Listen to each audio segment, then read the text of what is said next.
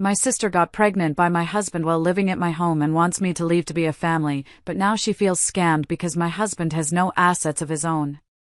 Hello everyone. Thank you for being here with me today. Before I begin my story, I'd love to know which city you're joining us from. Please feel free to share in the comments. Now, let me take you into this story.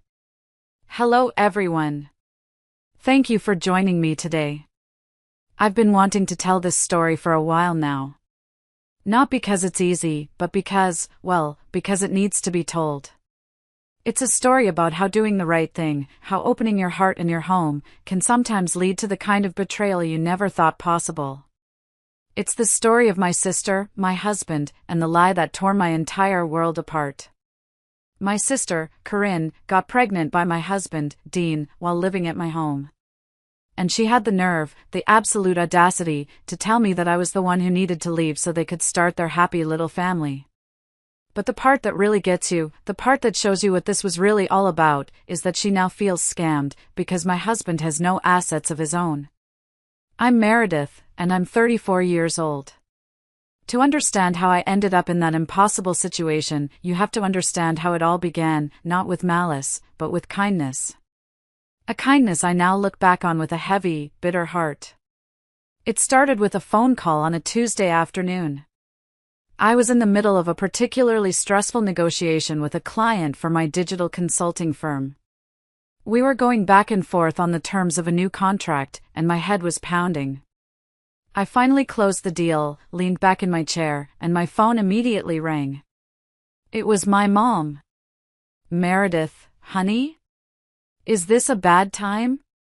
Her voice was thin, frayed with worry. I could immediately tell something was wrong. No, Mom, it's fine. I just finished up with a client. What's going on? You sound upset. It's Corinne, she said, and my stomach tightened. She lost her job. The company she worked for, they just let half the staff go. She's devastated. I felt a pang of sympathy for my sister. Corinne is 6 years younger than me, and while we were never the best of friends, we were still sisters. She'd always had a bit of a flair for the dramatic, but losing a job is a genuinely terrifying thing. Oh no, that's awful, I said. Is she okay? That's the other thing, my mom continued, her voice dropping. She's sick. Really sick. She called me this morning from the urgent care clinic. The doctor thinks it's West Nile virus. She has a high fever, she's dizzy, she can't keep anything down. My mind started racing. Corinne lived alone in a small one-bedroom apartment across town. The idea of her being that ill and all by herself was unsettling. My parents were a 4-hour flight away, busy running the family business with my uncle. They couldn't just pack up and leave. I just keep picturing her there alone, honey, my mom said, starting to cry. What if she falls trying to get to the bathroom? What if her fever gets worse in the middle of the night? Okay, Mom, calm down, I said, shifting into problem-solving mode. Let me call her, and then I'll talk to Dean. We'll figure something out. After I hung up, I immediately called Corinne. She sounded awful. Her voice was weak and raspy, and she could barely get through a sentence without coughing. After talking to my husband, Dean, the solution seemed obvious. We had a beautiful home, a spacious guest room with its own private bathroom. It was empty. It just made sense for her to come and stay with us. Dean agreed immediately. He was always a caring person, and he said it was the right thing to do. So, I told Corinne my plan. She could stay with us for a few weeks, maybe a month, until she was back on her feet. She could recover without worrying about rent or groceries, and I could keep an eye on her. She cried with relief over the phone, telling me I was saving her life. The next day, I drove to her apartment to pick her up. The place was a disaster. Dirty dishes were piled in the sink, clothes were strewn everywhere, and the air was stale. It was a clear sign of how much she'd been struggling. She looked so small and pale, wrapped in a thick blanket despite the warm afternoon. I gently helped her pack a couple of suitcases, grabbing comfortable clothes, her laptop, and her favorite books. As I helped her down the stairs, her leaning on me for support, I felt a wave of protectiveness. She was my little sister, and she was in trouble. I was just doing what any good older sister would do. I was taking care of my family. I had absolutely no idea I was welcoming a viper into my home. I was just trying to help, and that decision, born of pure kindness, would end up costing me everything. Bringing Corinne home felt right, at first. I settled her into the guest room, a lovely, quiet space at the back of the house overlooking the garden. I'd gone to the store that morning and stocked the kitchen with things I thought she could stomach: ginger ale, chicken broth, crackers, herbal tea. I put a fresh set of towels in her bathroom and a new book on her nightstand. I wanted her to feel cared for, to have a peaceful place to heal. For the first week or so, that's exactly what it was. She slept a lot. I'd work from my home office, and I'd pop in to check on her every few hours, bringing her a fresh glass of water or a bowl of soup. Dean was wonderful, too. He was working on his novel, a project he'd been dedicated to for the past 4 years, but he always made time to help. He'd sit with her and they'd watch old black and white movies, his quiet presence seeming to comfort her. I was grateful for his support. It felt like we were a team, taking care of my sister together. Slowly but surely, Corinne started to recover. The fevers broke, the headaches lessened, and the color began to return to her face. She started spending less time in bed and more time on the sofa in the living room, curled up with a blanket. She was getting her energy back, and with it, her personality started to re-emerge. And that's when the atmosphere in my home began to shift, subtly at first, then with a growing sense of unease that I couldn't quite shake. The first odd moment I remember was about 3 weeks in. I came downstairs after a long day of back-to-back client meetings. My brain was fried. I walked into the living room to find Dean and Corinne on the couch, laughing so hard they were wiping tears from their eyes. They had a bowl of popcorn between them and were watching some silly comedy on TV. It was a perfectly innocent scene, but it gave me a strange pang. They stopped laughing the moment they saw me. "Hey," I said, forcing a smile. "What's so funny?" "Oh, you had to be there," Corinne said, waving her hand dismissively. Dean just chuckled and offered me some popcorn. The easy, relaxed energy they'd had just seconds before had vanished. I suddenly felt like I was intruding on a private moment. I declined the popcorn and went into the kitchen to start dinner, feeling a strange sense of exclusion. Then came the little boundary issues. Corinne started treating my house like her own personal hotel and my closet like her own private boutique. I came home one afternoon to find her in the kitchen, wearing my favorite, and rather expensive, cashmere sweater. She hadn't asked. She was just wearing it, a little smudge of chocolate on the sleeve. "Oh, hey," she said brightly when she saw me.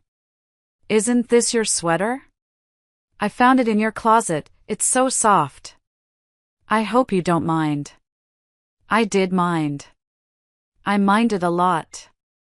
But how do you say that without sounding petty? I just mumbled something about it being my favorite and to please be careful with it. She just nodded, completely oblivious to my annoyance. It wasn't about the sweater itself, it was the entitlement, the assumption that what was mine was hers for the taking. The dynamic with Dean was changing, too. He'd always been supportive of my work, but now he seemed almost resentful of the time I spent in my office. He started spending more and more of his day out in the living room with Corinne. They'd talk for hours on end, their heads close together. One afternoon, I overheard her giving him notes on a chapter of his novel. He was listening with rapt attention, nodding eagerly. "It's done." I had been reading his chapters for years, always offering gentle encouragement. But he seemed to value her opinion, the opinion of someone who'd read a few pages, more than he valued mine. I kept telling myself I was overreacting. That I was just tired and stressed from work. This was my sister. This was my husband. I needed to trust them. But a little voice in the back of my mind kept whispering that something was deeply wrong. I just didn't want to listen to it. The breaking point arrived on a perfectly ordinary Saturday morning, about 2 months after Corinne had moved in. The sun was shining, and I was looking forward to a quiet weekend of gardening and relaxing. Dean and I were sitting at the kitchen island, sipping our coffee and reading the news on our tablets. It was peaceful. It was normal. Then Corinne walked in. She was wearing one of my silk robes, her hair still damp from the shower. She had a look on her face that I had never seen before, a strange mix of nervousness and steely resolve. "Meredith, Dean," she said, her voice unusually formal. She stood at the end of the island, wringing her hands together. "Can we all sit down at the table? I have something very important to tell you both." My first thought, my immediate and hopeful thought, was that this was it. This was the announcement I had been waiting for. I thought she was going to tell us she'd found a new job and was ready to get her own place. The lease on her old apartment had ended, and all her things were in a storage unit I was paying for. It was time. I felt a wave of relief wash over me, so strong it almost made me dizzy. I was finally going to get my life back. "Of course, honey," I said, smiling warmly at her. "Let's go to the table. Is it good news?" She didn't answer, just led the way to the dining table. We all sat down. The silence was thick and heavy. I looked at her, my encouraging smile still plastered on my face, waiting for her to share her exciting news. Dean looked a little confused, glancing from her to me. Corinne took a deep, shaky breath. She looked at me, then her gaze flickered over to Dean, and then back to me. "This isn't easy to say," she began. My smile faltered. This didn't sound like a new job announcement. "Dean and I," she said, her voice suddenly steady, "we've been having an affair for the last few weeks." The world just stopped. The sounds of the birds outside, the hum of the refrigerator, my own heartbeat, everything went silent. It was like the words were hanging in the air, refusing to make sense. An affair? My husband? My sister? It was impossible. I felt a roaring in my ears. I slowly turned my head to look at Dean. His face was the color of chalk. His eyes were wide with a kind of panicked shock. He looked at Corinne as if he'd never seen her before. And in that instant, a cold, sickening realization washed over me. He hadn't known this was coming. This was all her. This was her plan, her big reveal, and he was just as blindsided as I was. But she wasn't finished. She held my gaze, a strange glint in her eyes. She placed a hand protectively over her flat stomach. "And now," she said, her voice clear and unwavering, "I'm pregnant." I felt the blood drain from my face. My hands went cold. I stared at my sister's face, at my husband's horrified expression, and I felt the solid ground beneath my feet crumble into dust. My entire life, everything I had built, everything I believed in, had just been detonated right in front of me. And the person holding the match was my own sister. After dropping that double-barreled bomb into the quiet of our Saturday morning, Corinne actually had the audacity to shift into a tone of gentle, condescending sympathy. It was a masterful performance. "Look, Meredith," she said, her voice soft, as if she were speaking to a frightened child. "I know this is probably a shock. I get that. And I am so sorry that this all happened this way." She shook her head slightly, a little sigh escaping her lips. "But what's done is done. At the end of the day, we can't change the past. There's a baby to think about now." She paused, letting the weight of her words settle in the suffocating silence of the room. She was framing herself as the responsible one, the mature one who was thinking of the future, while I was just a piece of the past that needed to be dealt with. The rage that had been a spark deep inside me was now a roaring furnace. But I kept it locked down. I would not give her the satisfaction of an explosion. She leaned forward, her expression turning serious, as if she were about to offer me some sort of generous severance package for my life.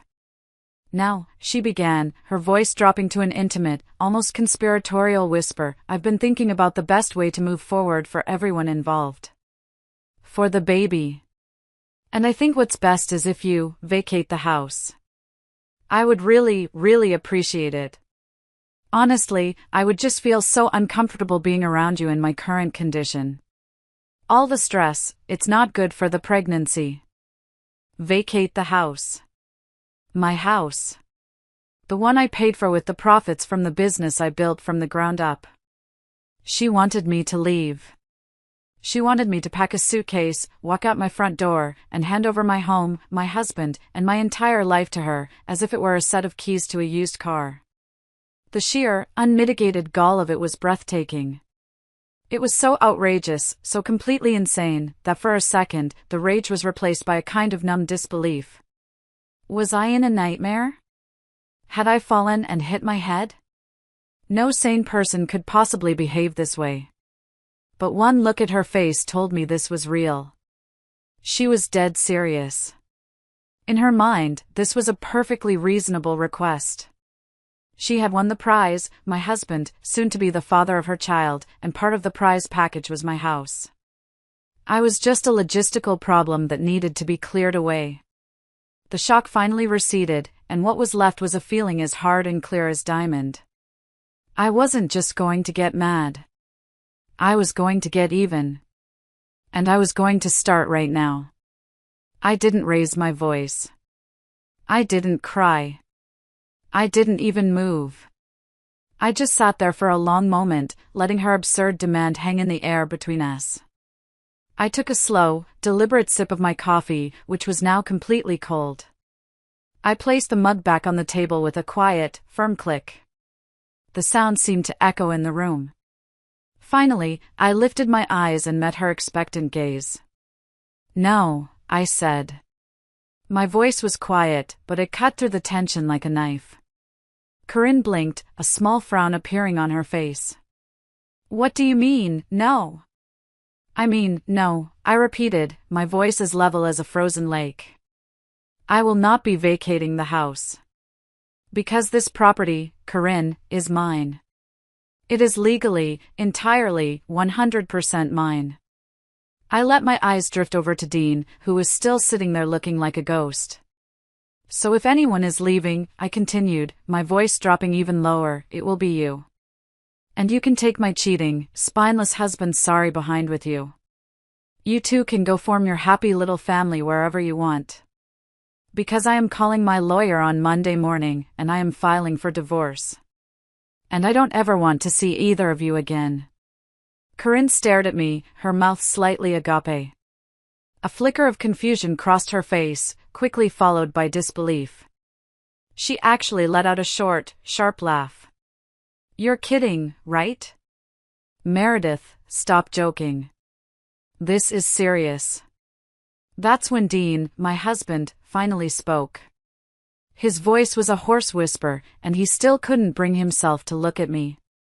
He just stared at his hands, which were clenched into white-knuckled fists on the table. "She's not joking, Corinne," he said. "She's not kidding." Corinne's head whipped around to face him. "What are you talking about, Dean?" And so, my husband had to confess. He had to sit there and explain the truth of our life to the woman he had just impregnated. He had to explain that he was, essentially, a stay-at-home husband. Let me give you some context. Dean and I have been together for 8 years, married for the last 5. A couple of months after our wedding, I took the biggest risk of my life. I quit my stable, well-paying corporate job and used my savings to start my own business. It was terrifying. But I worked day and night, and thank God, it paid off. My little consulting firm grew faster than I could have imagined. Within a year, my salary from the business was more than enough to support both of us comfortably. Dean had always dreamed of being a novelist. He hated his soul-crushing data entry job. So, we made a decision together, as a couple. He would quit his job and stay home to write full-time. He would finally have the chance to pursue his dream, and he'd handle the household chores. We don't have children, so it was a pretty sweet deal for him. For the last 4 years, that's how we've lived. He's been at home, supposedly working on his masterpiece, while I've been out in the world, building my empire, paying every single bill. When we bought this house 2 years ago, the down payment came from my business account. The mortgage payments are automatically deducted from my business account every month. We both agreed, because it was only fair, that the deed would be in my name alone. It was a practical decision we made together. I bet, in that moment, he was regretting it more than anything in his life. As Dean laid out this simple, brutal truth for Corinne, that he didn't own a thing, that he had no money of his own, that he had, in fact, been lying to her about his entire life, her face was a sight to behold. Watching Corinne process the information was like watching a building collapse in slow motion. The smug certainty, the triumphant glow, the look of a woman who thought she had just won the lottery, it all crumbled away, leaving behind an ugly ruin of disbelief and fury. Her plan, her carefully constructed fantasy of sliding into a life of comfort and ease, had just been demolished by a single, inconvenient truth. Her head snapped back toward Dean, her eyes blazing with a rage that was terrifying to witness. The tears of a wronged woman were gone, replaced by the fire of a scammed con artist. "You lied to me," she shrieked, her voice cracking with fury. She shot up from her chair, her hands clenched into fists at her sides. "You told me you were a successful writer. You said you kept a low profile because you didn't want the fame. You let me believe this was all yours." Her voice grew louder and more shrill with each accusation. "You are a fraud. A liar. A broke, pathetic liar." It was, I have to admit, morbidly fascinating to watch. This was the man she had supposedly fallen for, the man she was having a baby with. And the moment she found out he didn't have any money, all that affection curdled into pure, venomous hatred. It laid her own motivations bare for all to see. She hadn't been seduced by my husband, she had been seduced by my bank account. Dean just sat there, taking it. He seemed to shrink under the force of her anger, his face pale and drawn. He couldn't even defend himself, because she was right. He had lied. He had built a fantasy for her, and now it was all coming crashing down around him. The screaming went on for a few minutes. It was a tirade of insults and accusations, a truly ugly and pathetic display. A small, dark part of my heart felt a grim satisfaction watching these two traitors turn on each other. They deserved each other. But mostly, I was just disgusted. I was tired of the shouting, tired of the drama, tired of their toxic presence in my home. I had work to do. I had a life to dismantle and rebuild. I didn't have time for this nonsense. Enough! I finally shouted. My voice was sharp and loud, cutting through their argument like a whip. They both froze, turning to look at me as if they had forgotten I was even in the room. "I am done with this," I said, my voice low and dangerous. "I want you both out of my house. Not in an hour. Not tomorrow. Right now. Pack your bags and get out." Dean, to his credit, seemed to understand that the show was well and truly over. He knew me. He knew that look in my eyes. He knew there was no appeal, no negotiation, no second chance. With a look of utter defeat, he pushed his chair back, stood up, and without another word, he walked toward our bedroom to pack up the last 5 years of his life. Corinne, however, was not going to go down without one last, desperate performance. As Dean disappeared up the stairs, Corinne's anger seemed to evaporate as quickly as it had appeared. Her strategy shifted in an instant. The enraged, scammed woman vanished, and in her place was the poor, helpless victim once more. The tears started to flow again, big, fat, theatrical tears. She sank to her knees on my hardwood floor, a move so dramatic it was almost comical. She crawled the few feet toward me and grabbed at my hands, her touch making my skin crawl. "Meredith, please," she sobbed, her voice thick and pleading. "Please, don't do this. I'll do anything. Anything to fix what I've done. But you can't throw me out. I have nowhere to go. I don't have a job, I don't have any money. She looked up at me, her eyes wide and swimming with tears. You can't just throw a pregnant woman out on the street, she whispered, her voice trembling. Especially not when she's carrying your family. Your own nephew. That was it. That was the final straw. The moment she tried to use that word, family, as a weapon against me, after she had so thoroughly desecrated its meaning, something inside me broke. The cold, controlled dam I had built around my fury just burst. Family? I hissed, snatching my hands away from her as if she had burned me. You have the nerve to talk to me about family now? I got up from my chair and stood over her. We weren't family when you were sleeping with my husband in my bed, were we? We weren't family when you were plotting to take over my life and kick me out of my own home. I was so angry I was shaking. I grabbed her by her upper arm, my grip tight, and I hauled her to her feet. She was still crying, still babbling about the baby, about having nowhere to go. I didn't hear a word of it. It was just noise. I marched her, stumbling and protesting, straight to the front door. I wrenched it open, the bright morning sun flooding into the hallway. And then, I shoved her. I physically shoved her out of my house and onto the front porch. It was a hard, definitive push. It was rough, and it was brutal, and I didn't feel a single ounce of regret. She stumbled forward, catching herself on the porch railing. She turned back to me, her face a mess of tears and utter shock. She truly couldn't believe this was happening. You can't do this, she wailed, her voice cracking. Watch me, I said, my voice as cold as steel.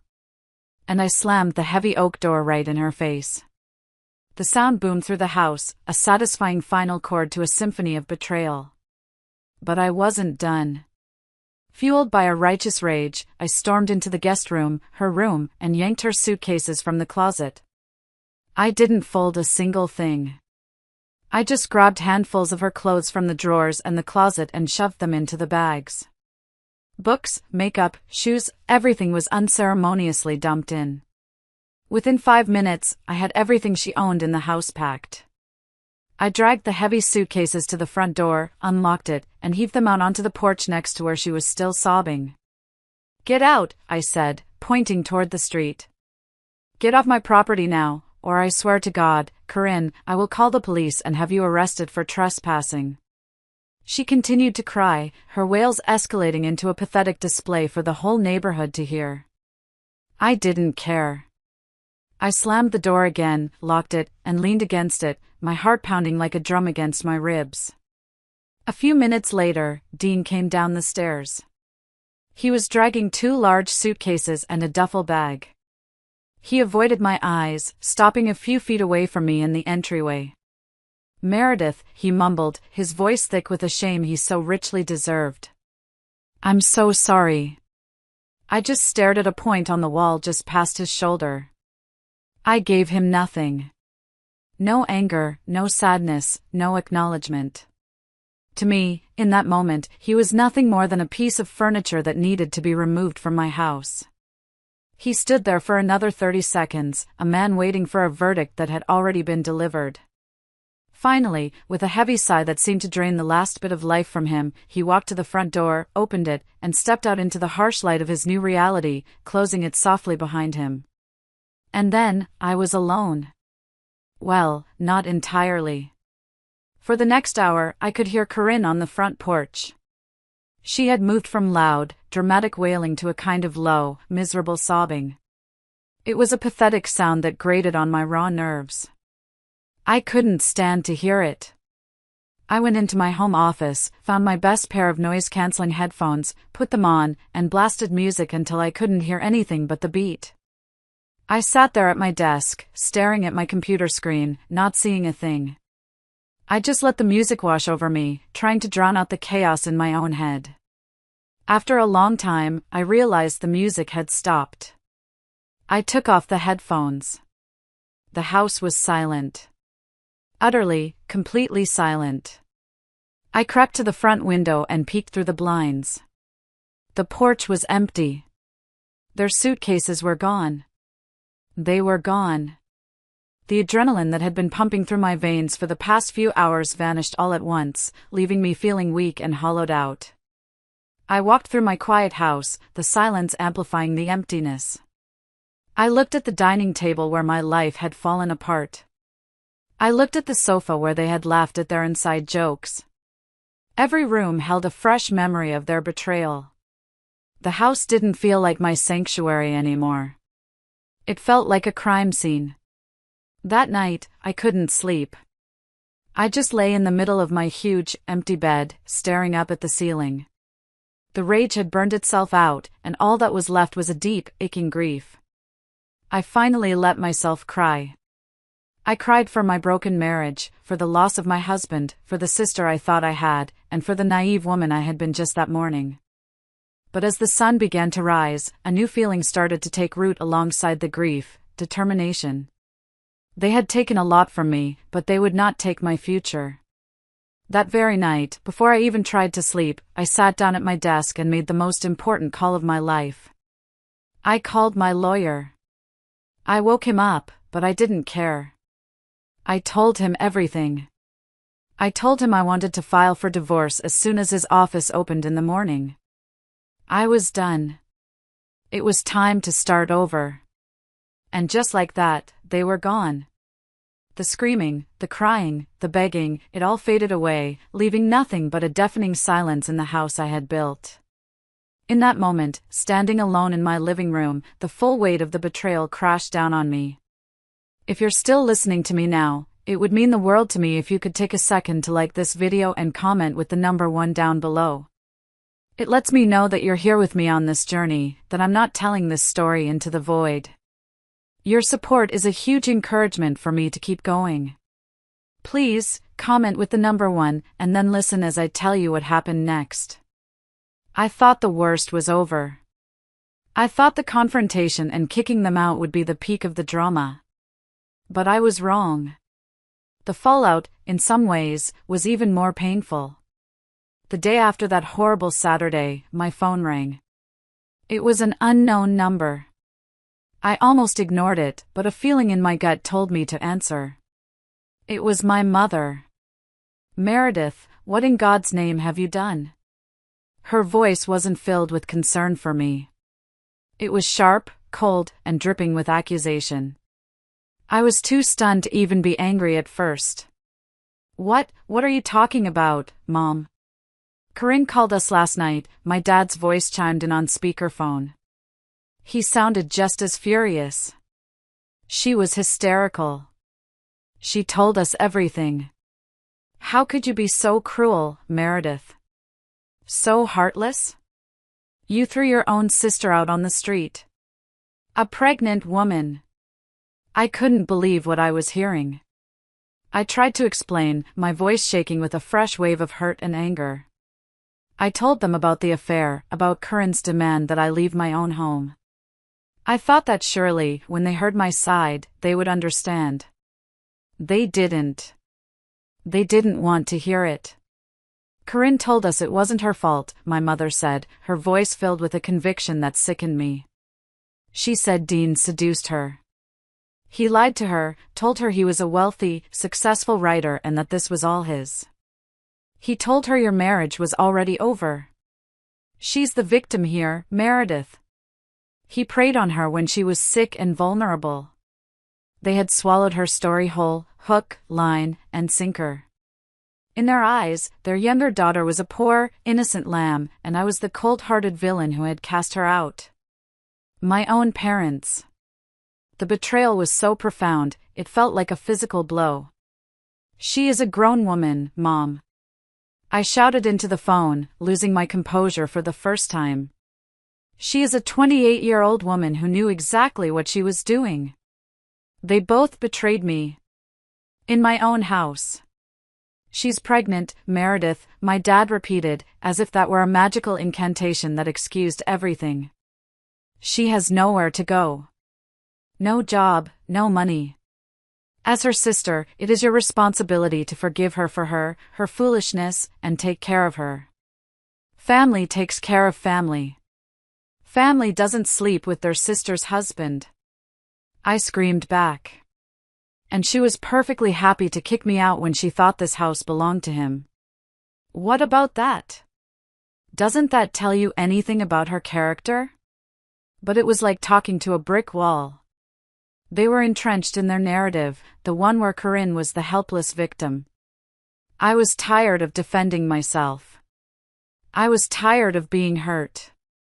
I have to go, I said, my voice suddenly quiet. Meredith, don't you hang up on me, my father started to say. I hung up. And then I went through my contacts and I blocked their numbers. My mother, my father. Just like that. In the space of 24 hours, my entire family had chosen sides. And none of them had chosen me. The weeks that followed were a gray, featureless landscape of grief and administrative tasks. My lawyer, a kind but no-nonsense man named Mr. Harrison, was incredibly efficient. The divorce filing was straightforward, especially since there were no complicated assets to divide. The house was mine, the business was mine, the savings were mine. All Dean had was his car and his personal belongings. I threw myself into my work, using it as a shield. From 9 to 6, I was the capable, confident CEO. I led meetings, I negotiated contracts, I mentored my team. But the moment I closed my laptop for the day, the facade would crumble. I would walk into my big, silent house, and the emptiness would hit me like a physical force. I tried to reclaim my space. I packed up every last trace of Dean. His clothes, his books, the stupid half-finished manuscript he'd been laboring over for 4 years. I boxed it all up and put it in the garage for him to pick up.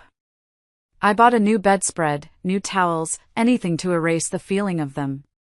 But their ghosts were everywhere. I'd be cooking dinner and remember a time Dean had made me laugh in that very kitchen. I'd be watching a movie and remember Corinne curled up on the other end of the sofa. The grief was a constant, heavy weight on my chest. I had lost my husband of 8 years. I had thought our love was real. Now I questioned everything. Had he ever truly loved me? Or had he just been comfortable? Was Corinne the first woman he had cheated on me with, or just the first one to get caught? The questions were a form of torture, and there were no answers. He was the only one who didn't try to contact me during that time, which I was grateful for. But my parents were relentless. They left voicemails on my office phone. They sent emails. My aunt, my mother's sister, even called me, telling me I was tearing the family apart and needed to be the bigger person. A couple of weeks into this nightmare, after Dean had been officially served with the divorce papers, I received a long text message from a number I didn't recognize. It was him. I almost deleted it without reading, but my finger hovered over the screen. I needed to know what pathetic excuse he could possibly offer. He started by saying you wouldn't contest the divorce, that my terms were more than fair. Then he launched into a long, rambling explanation. He wrote about his deep-seated feelings of inadequacy. He felt like a failure because his novel was going nowhere. He felt like less of a man because his wife paid for everything. He said that when Corinne arrived, sick and vulnerable, he saw a chance to be someone else. He started lying to her, building himself up into the successful, important man he wished he was. He said he just wanted to impress someone, to feel admired. He claimed the affair was a mistake, a stupid distraction that got out of control. He ended the novel-length text by swearing on his life that this was the first and only time he had ever been unfaithful. He begged me to believe him. I read his words, and all I felt was a profound, weary disgust. He hadn't cheated on me out of passion or love for someone else. He had cheated on me because of his own pathetic ego. He had destroyed our marriage, our life, our history, because he felt like a loser. All he ever had to do was talk to me. I would have listened. I would have supported him. But he chose to confide in my sister instead. I cried after reading his message. Not for him, but for the man I thought he was, and for the fool I had been. Then I took a deep breath, and without a single word in response, I blocked his number for good. Just when I thought things couldn't possibly get any more dramatic, they did. About a month after the big blow-up, on a quiet Sunday morning, my doorbell rang. I wasn't expecting anyone. I peered through the peephole and my heart sank into my stomach. It was my parents. They were standing on my front porch, looking grim and determined. In all the years since they had moved back to my dad's hometown, they had flown to visit me exactly twice. The fact that they were here now, unannounced, meant this was a full-blown crisis intervention. And I knew I was the one they were here to intervene on. I took a deep breath, opened the door, and stood in the doorway, blocking their path. Before you say anything, I said, my voice calm and firm, if you are here to talk about Corinne, you can save your breath and leave. I have nothing to say on the matter. Meredith, don't be ridiculous, my mother said, trying to push past me. We're your parents. We flew all the way here to talk to you. You need to listen to us. No, I said, holding my ground. I don't. The only way you are setting foot in my house is if you start this conversation with 2 words, we're sorry. Sorry for not believing me, sorry for taking her side, sorry for abandoning me when I needed you most. If you can't say that, then this conversation is over. My dad scoffed. Apologize? For what? For being concerned about your pregnant, homeless sister? Meredith, this has gone on long enough. You are tearing this family apart over your pride. We are a family, and we fix things. There it was again. That word. Family. It was like a key that unlocked all my pent-up rage. A family? I shot back, my voice rising. You want to talk about family? Let me tell you about this family. In this family, my sister sleeps with my husband. In this family, she gets pregnant and then tries to kick me out of my own home. And in this family, my own parents call me cruel and heartless for not rolling over and accepting it. You're right, Dad. We do fix things differently in this family. So why don't you go and have this conversation with Corinne? She's the one who broke it. I didn't hold back. I let loose all the hurt and anger I had been swallowing for the past month. I laid out their hypocrisy, their willful blindness, their complete and utter failure as parents. By the time I was done, I was breathing heavily, and my mother was openly sobbing. My father wrapped his arm around her, glaring at me with pure venom in his eyes. I never want to speak to you again, he said, his voice shaking with fury. You are a horrible, selfish daughter to make your own mother, the woman who gave you life, cry like this. He thought that would hurt me. A month ago, it would have destroyed me. But now? It was just noise. The feeling is mutual, I said, my voice cold and steady. And then, for the second time in a month, I closed the door on my own family. And this time, I knew it was for good. After that final, ugly confrontation with my parents, a strange kind of peace settled over my life. The drama, for the most part, was over. I was no longer waiting for the other shoe to drop. All the shoes had dropped, and I was still standing. The divorce was proceeding.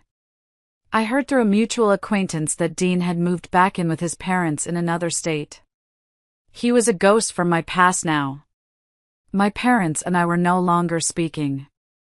I had my work, my house, and a few loyal friends who had supported me without question. My life was quiet. It wasn't happy, not yet, but it was calm. And after the storm I had been through, calm felt like a luxury. I was slowly, carefully, piecing myself back together. I started gardening again. I reconnected with old friends. I focused on my business, which was thriving. I was healing. Then, about a week ago, the whispers started again. I got a text from a well-meaning but gossipy friend.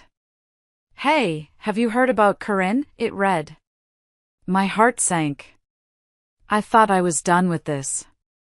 The news, which was apparently making the rounds through our extended family, was that Corinne had suffered a miscarriage. And, of course, she was blaming me. The story she and my parents were peddling was that the immense stress I had put her under by kicking her out and cutting off the family had caused her to lose the baby. I was, in their narrative, not just a cruel sister, but a murderer. The one who had killed her own nephew out of pride. The accusation was so monstrous, so vile, that I almost laughed. It was just another layer of manipulation, another attempt to paint me as the villain and her as the eternal victim. What I found most interesting was that none of the people passing along this tragic news, not my aunts, not my cousins, not the family friends, had offered to take my poor, grieving, homeless sister into their own homes. They were happy to cluck their tongues and shake their heads at my supposed cruelty, but none of them were willing to actually help her. Their hypocrisy was astounding. I tried to be a good sister. I opened my home and my heart to her when she had nothing. But the moment she betrayed me, she forfeited that relationship. She became a stranger. And what happens to strangers who try to destroy your life is not your responsibility. If she had truly been concerned about the health of her pregnancy, she probably shouldn't have been sleeping with her sister's husband. And then, just a few hours ago, I got a phone call from a number I didn't recognize. I almost let it go to voicemail, but something told me to answer. "Hello?" I said. "Meredith?" "It's Dean." My blood ran cold. We hadn't spoken a single word since the day he left. "What do you want, Dean?" "I know you don't want to hear from me," he said, his voice hurried. "But I had to call you. I heard what they're saying about the miscarriage, about you being to blame. And you need to know the truth. It's all a lie, Meredith." "What are you talking about?" I asked. "The pregnancy," he said, his voice low. "There was no miscarriage because there was never a baby. She was never pregnant." I just stood there in my kitchen, the phone pressed to my ear, completely silent. Dean's words seemed to hang in the air, unreal and echoing. "What did you just say?" I finally managed to whisper. "She was never pregnant," he repeated, his voice firm this time. "It was a lie. All of it." He went on to explain. After he had moved back in with his parents, Corinne had continued to call him, sometimes crying, sometimes yelling about money. All the while, she kept up the pretense of the pregnancy. But Dean, having had time to think away from the chaos, started to get suspicious. He asked her when her first doctor's appointment was. She was evasive.